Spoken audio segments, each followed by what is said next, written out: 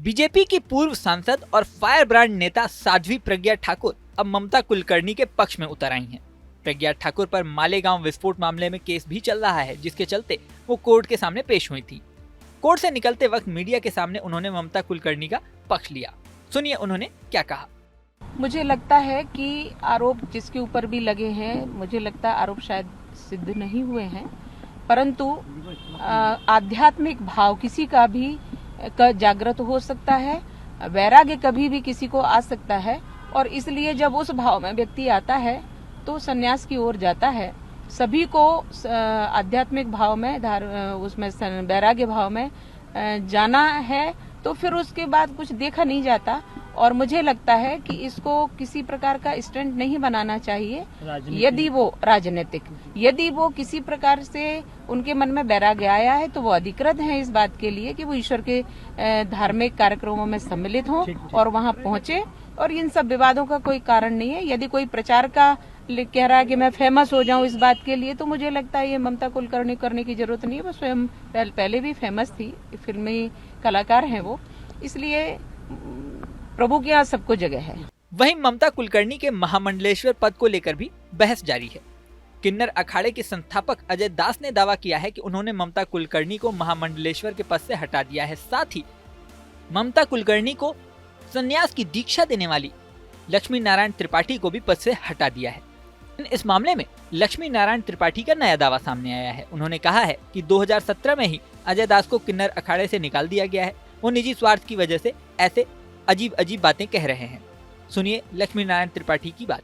सबसे बड़ी बात है कि जब अजय दास कहते संस्थापक हैं, तो जब हमने शुरुआत करी थी 2015 में, तो बेशक ऋषि अजय दास हमारे साथ थे, पर ऋषि अजय दास ने जो आश्रम किन्नर अखाड़े को दान में दिया, उसको भी उन्होंने बेच के सारा पैसा भोग विलास में लगाया। कुछ दिन बम्बई में थे, बाद में अब अपने परिवार के साथ वो जयपुर में रहते हैं।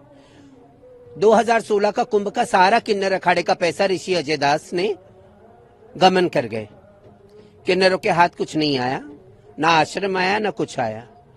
तो जब रजिस्ट्रेशन की बात हुई तो हमने अपना अखाड़ा खुद हमारे किन्नरों के साथ मिलकर रजिस्टर किया, और हमारे लोगों को हमने रजिस्ट्रेशन में रखा है। और 2024 अक्टूबर में हमारी बोर्ड मीटिंग भी हुई, नई बोर्ड स्थापित हुई।